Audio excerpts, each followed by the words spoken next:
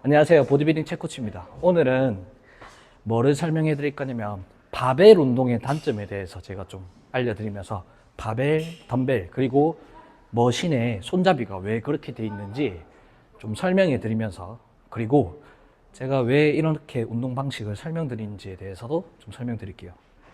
먼저 헬스장 가시면은 이 좀 흔하게 볼 수 있거든요. 얘가 정식 명칭은 사진을 띄워 드릴 건데 이렇게 맥그립이라고 합니다. 맥그립. 뭐 저희 헬스장에는 네, 개인 사정상 이렇게 일명 짭그립이라는 걸 사용하는데 심지어 다 있지도 않아요. 자, 근데 이런 그립이 왜 나오냐면 이 많은 분들이 그 외회전, 내회전 이런 얘기를 많이 하시잖아요. 근데 얘를 하기 전에 손에서는 뭐가 일어나냐면 물체를 잡게 되면 손의 입장에서는 다친 사슬이거든요. 네.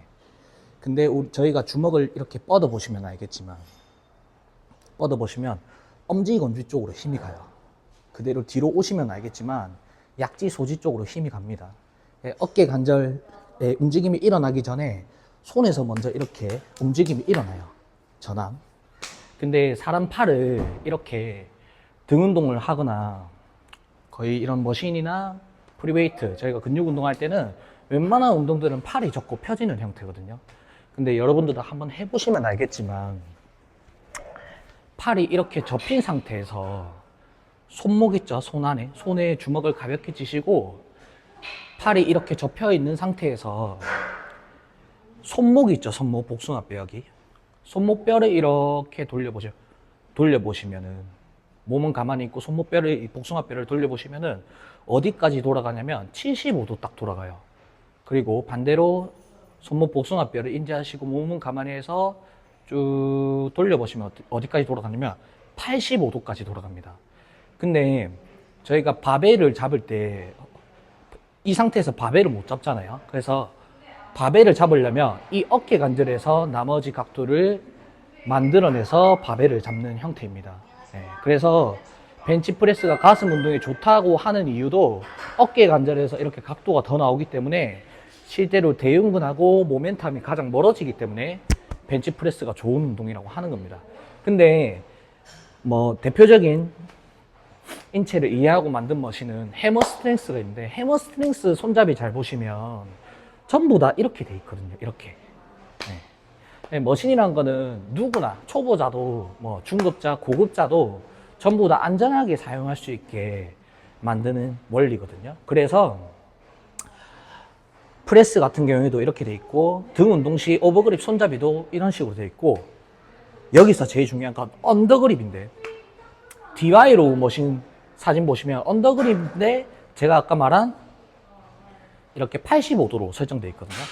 근데 아마 이거를 하실 때 잘 보시면 막 이렇게까지 돌아가시는 분도 있을 거거든요. 그런 분들은 잘 보시면 이미 어깨 관절에서 이게 나왔을 거란 말이에요. 그래서 무의식 중에 이렇게 돌아간다. 이런 분들은 어떤 분들이냐면 스트레이트로 바벨 컬을 좀 자주 하시는 분들, 뭐 스트레이트 바벨로 언더그립 바벨로를 하시는 분들이 보통 그런 현상을 겪고, 이런 분들은 손목 통증을 좀 겪을 수밖에 없습니다. 왜냐하면 해부학적으로 사람 팔이라는 거는 누구나 움직이면 75도가 밖에 안 움직여요. 그래서 예를 들어서 언더그립 같은 경우에는 85도 나오니까 DY로 같은 경우에는 그렇게 만들어 놓은 건데, 여기서 나머지 관절은 5도 이렇게 만들어 놓는데, 문제는 여기서 얘를 이미 만들면은 가슴이 이렇게 들리는 구조거든요. 립 케이지가. 립이 들리는 구조라서 스트레이트 바벨 컬이라든지 언더그립 바벨로우를 하게 되면은 이미 손의 위치, 이 각도상 어깨 관절에서 움직임이 나오기 때문에 여기다가 무게가 얹어지면은 이 척추가 가신전되는 패턴이 나올 수밖에 없습니다. 네. 그래서 맥그립이 나온 이유도, 보통은 오버그립을 잡으면은 이 랫바가 꺾여 있는 것도 그런 원리거든요. 오버그립을 잡으면은 좁게 못 잡아요. 이렇게 좁게 어깨 관절에서 움직임이 나야 되니까 벌려서 잡을 수밖에 없거든요. 반대로 언더를 잡으려면은 이렇게 좁게 잡잖아요. 좁게 잡는데 얘를 특성상 일자바기 때문에 불리하긴 한데 언더그립 랩풀 다운 같은 경우에는 가능해요. 스트레이트 바벨로 언더그립 바벨로 하는 것도 가능한데 문제는 뭐냐면 이 리케이지가 들린다는 거예요. 말 그대로 무게가 있는 상태에서 언더그립 랩풀 다운 하게 되면 이 상태에서 딱 잡아오시면 벌써 가슴이 들린다는 걸 알아요. 그래서 이렇게 하게 되면 척추의 가신점을 이용하는 거거든요. 그래서 무게가 만약에 실려 있다고 생각하면은 내가 그냥 얘를 이렇게 해도 가슴이 들리는데 이 부분에 왔을 때 무게가 있으니까 더 이렇게 될 수밖에 없거든요. 그래서 신전을 사용해서 운동하면 체간이 이렇게 많이 움직일 수밖에 없는데 그런 식으로 운동을 하게 되면 운동성 근육인 강배근은 좋아질 수 있거든요. 실제로 단기간에 빨리 좋아지는 방법이기도 한데 문제는 그런 방식으로 운동을 계속 하게 되면 몸이 망가집니다. 견갑하고 골반이 무조건 망가져요. 우리가 베개를 베고 자는 이유 자체도 이 립이 들리면 사람이 정상 패턴의 호흡이 불가능하거든요. 실제로 안정화 근육이라는 운동을 할 때는 정상 패턴의 호흡이 되는 강도에서 하는 게 안정화 훈련입니다. 그 강도 자체는 사람마다 다르고요. 근데 이러한 자세들은 애초에 정상 호흡 패턴이 안 되는 구조예요. 네. 갈비뼈가 들리는 형태.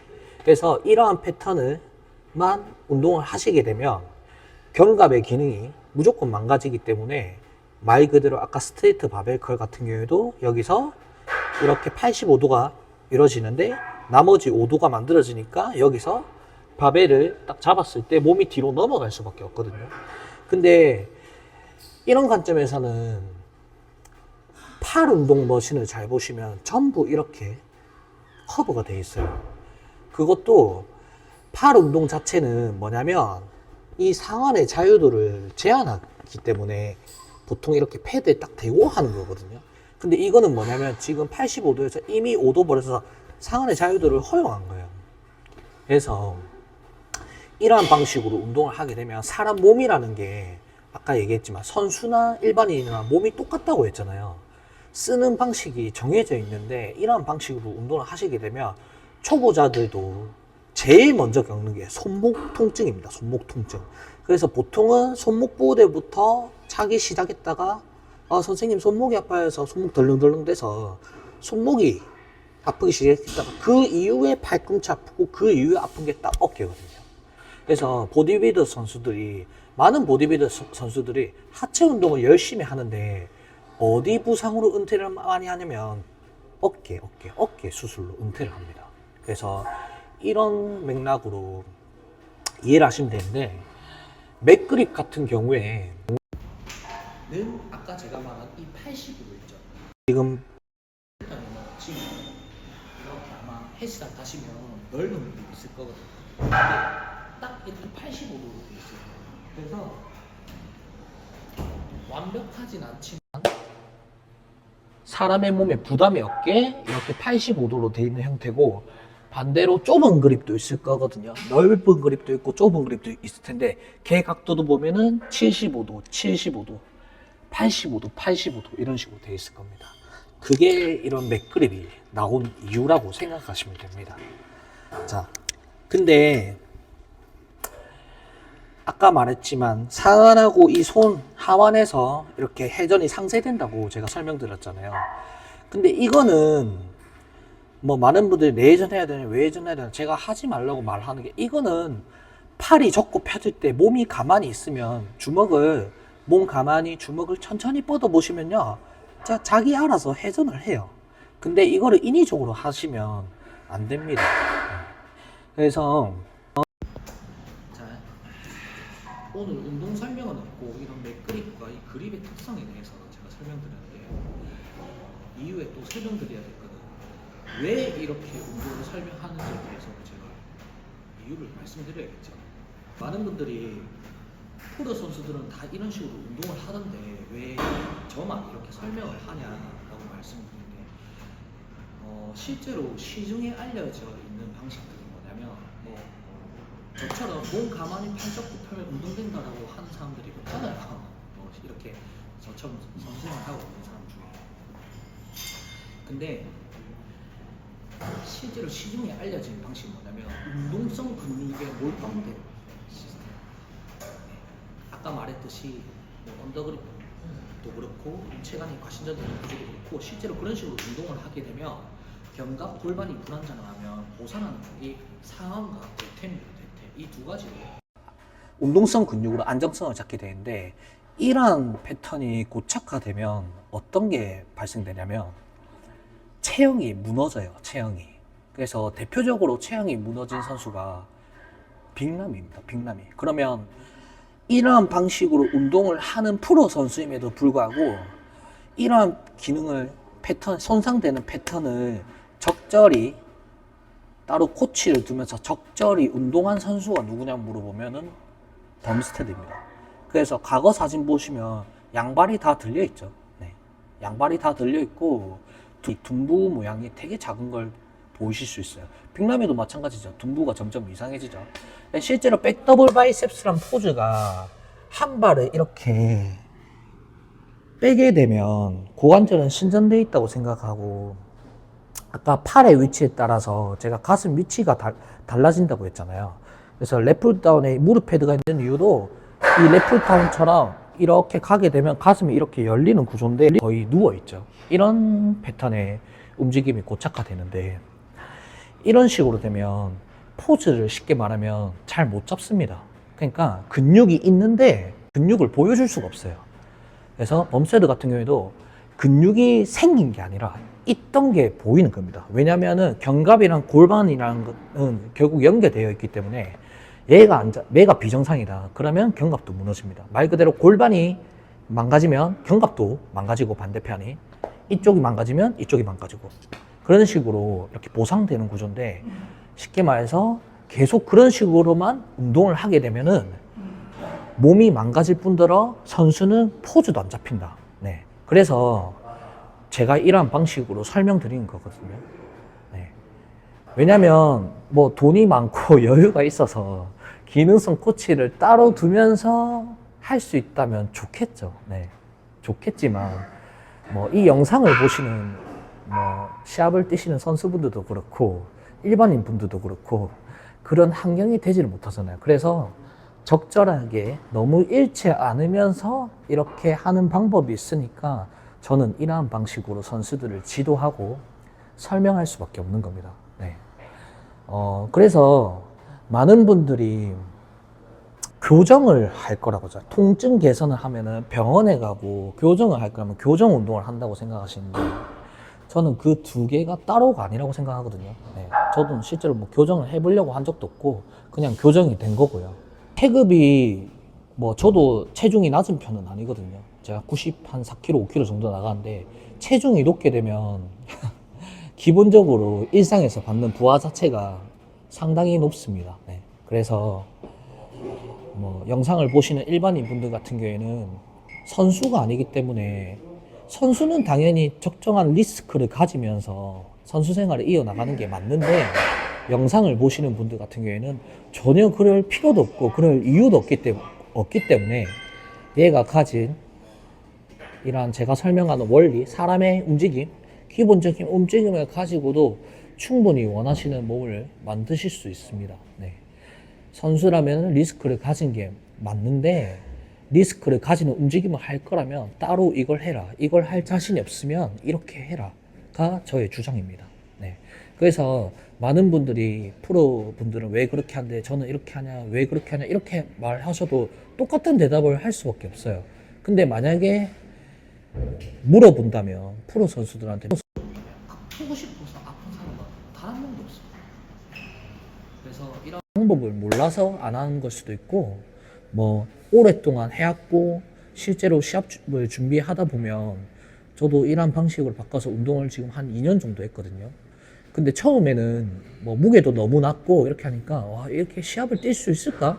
이런 생각을 되게 하거든요. 왜냐면 기존의 척추 가신전에서 호흡을 희생시키는 형태로 운동을 하면 어떠냐면 계속 운동을 낮은 중량 할 때마다 이상한 소리 내면서 호흡이 계속 차거든요. 그러면 운동 한 세트 끝나고 나면 땀이 거의 비 오듯이 오고 되게 숨도 핵 차요. 호흡을 희생시키는 형태로 운동을 하니까. 근데 그러면 힘들거든요. 근데 저도 그거를 강도라고 생각하고 실제로 그 방식대로 8년을 운동했으니까 몸도 어느 정도 만들었으니까 이러한 방식대로 시합을 준비했을 때 되게 불안한 감정이 있었거든요. 근데 어찌저찌 해서 또 시합도 나갔습니다. 실제로 몸도 조금 더 좋아졌고요. 그래서 이러한 방식을 제가 좀 자신 있게 주장하고 또 여러 선수들도 이러한 방식으로 접근할 수밖에 없는 게 이러한 사례들을 제가 겪고 또 극복했고 또 다른 선수들 또한 똑같은 사례 똑같은 사례, 저랑 비슷한 체급이 되신 분들은 똑같은 증상이에요. 똑같은 증상과 똑같이 패턴이 고착화되어 있고 똑같이 또 같은 종목의 움직임을 하고 있기 때문에 또 개선되는 사례도 똑같습니다. 그래서 제가 좀 저의 주장이 강하게 좀 들어갈 수밖에 없다. 그래서 채널명이 보디빌딩 책코치다. 네. 그래서 이러한 관점으로 저는 지도하고 설명드리니까 댓글에 뭐 맞다 아니다 자꾸 이런 걸로 저한테 물어보지 마십시오. 네. 네. 그래서 운동이란 게 영상을 보시고 따라 하신 분들도 많고 뭐 따라 하시면서 조금 이렇게 괜찮아지시는 것도 있으실 거예요. 근데 실제로 와서 배우시면 진짜 천지 차이거든요. 운동은 가서 배우는 게 제일 빠릅니다. 물론 저는 저한테 수업을 받으라는 얘기는 아닙니다. 저는 수업 빈자리가 없습니다. 네. 그래서 운동은 진짜 배우실 때 좀 더 정확하게 배우시고 내 몸을 좀 사용하시는 법을 좀 남의 자세를 무조건 따라 하지 말고 전문적으로 좀 배우시길 추천드립니다. 네.